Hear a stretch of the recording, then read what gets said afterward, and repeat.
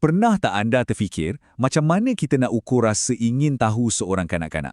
Atau nak rekod detik gembira bila dia berjaya siapkan sesuatu? Hari ini kita akan bercakap tentang pentaksiran. Tapi, lupakan sekejap tentang ujian dan grade.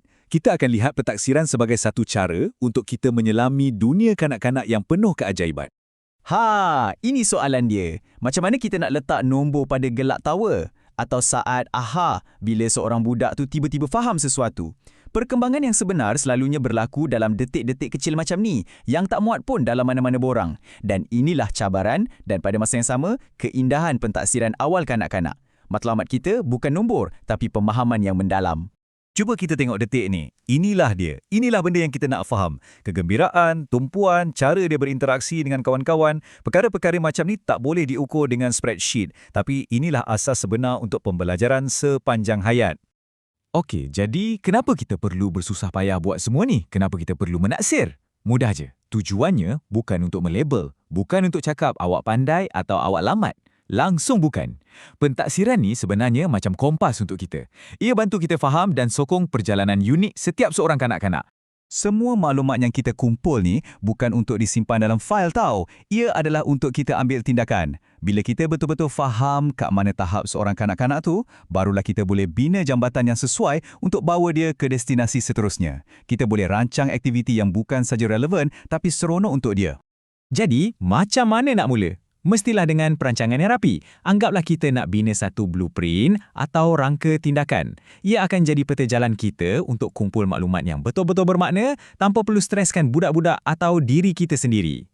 Inilah dia rangka tindakan kita. Langkah demi langkah. Simple je. Pertama, kita kena tahu tujuan. Kenapa kita buat pentaksiran ni?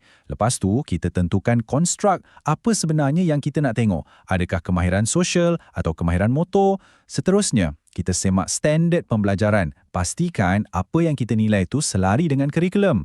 Kemudian, baru kita pilih instrumen atau alat yang sesuai. Dan akhir sekali, kita rancang bila dan berapa lama nak buat pemerhatian. Nampak tak? Semuanya terancang. Ingat tak tadi kita cakap pasal apa yang kita nak cari? Pemerhatian kita ni bukannya rawak. Ia dipandu oleh 6 bidang utama perkembangan kanak-kanak yang dah digariskan. Dari komunikasi dan bahasa hinggalah ke perkembangan fizikal dan sasiah. Kerangka ni penting supaya kita boleh nampak gambaran yang menyeluruh. The whole picture, bukan sebahagian je.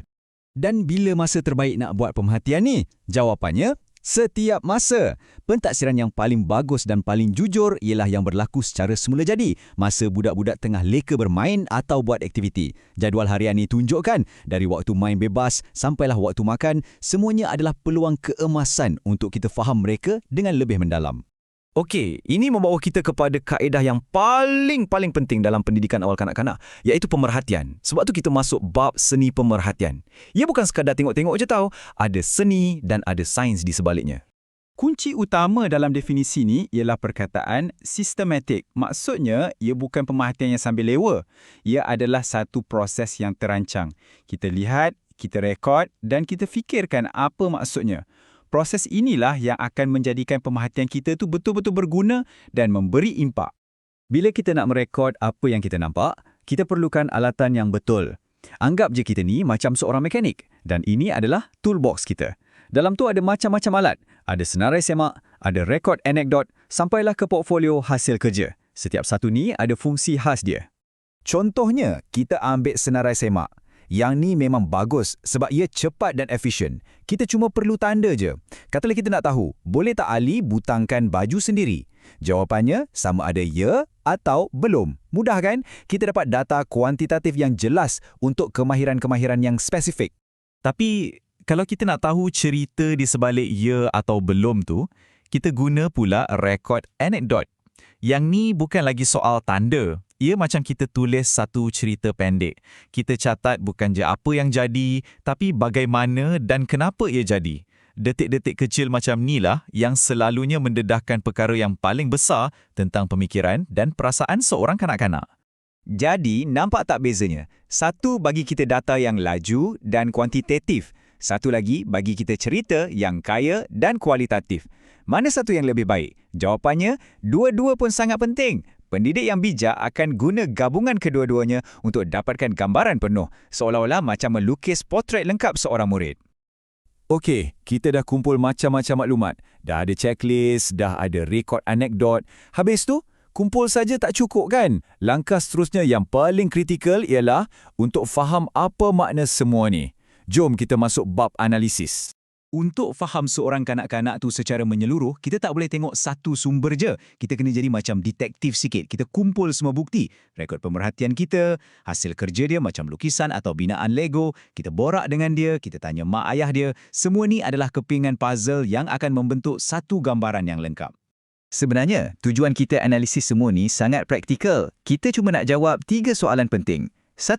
Apa kekuatan budak ni? Apa yang dia dah boleh buat dengan baik? 2. Kat mana dia perlukan lebih banyak sokongan? Dan yang paling penting, soalan ketiga, jadi apa rancangan kita untuk tolong dia esok? Dan daripada analisis tadi, kita sampailah ke puncak proses ni, iaitu mentafsir.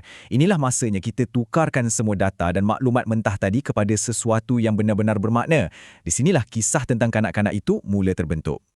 Kita boleh ada data set setebal kamus, tapi apa maknanya semua tu? Inilah soalan paling besar.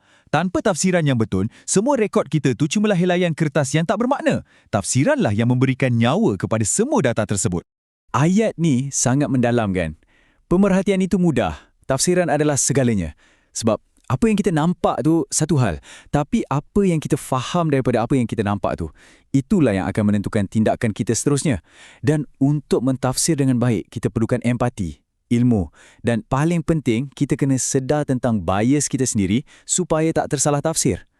Jom kita tengok satu contoh sebenar supaya lebih jelas. Katakanlah, ini pemerhatian kita, data mentah. Seorang guru nampak Iman memberitahu Amar untuk membaca doa sebelum makan. Itu sahaja, fakta. Guru tu nampak dan dia catat.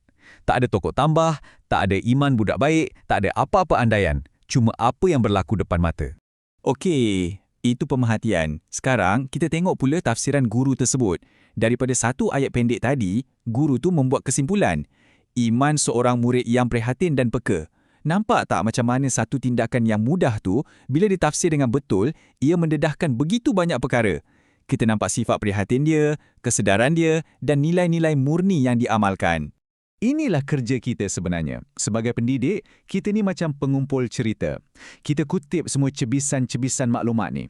Semua titik-titik data yang berselerak dan kita cantumkan ia menjadi satu naratif, satu cerita yang koheren tentang siapa kanak-kanak ini dan ke mana hala tuju dia. Jadi sebagai penutup, saya nak tinggalkan anda dengan persoalan ini. Setiap kanak-kanak ada cerita dia yang tersendiri. Pentaksiran yang kita buat ni, ia bukan untuk meletakkan titik noktah pada cerita mereka. Sebaliknya, ia adalah cara kita untuk faham cerita mereka setakat ini supaya kita boleh bantu mereka tulis bab yang seterusnya dengan lebih hebat lagi. Jadi, apakah yang akan anda bantu mereka tulis selepas ini?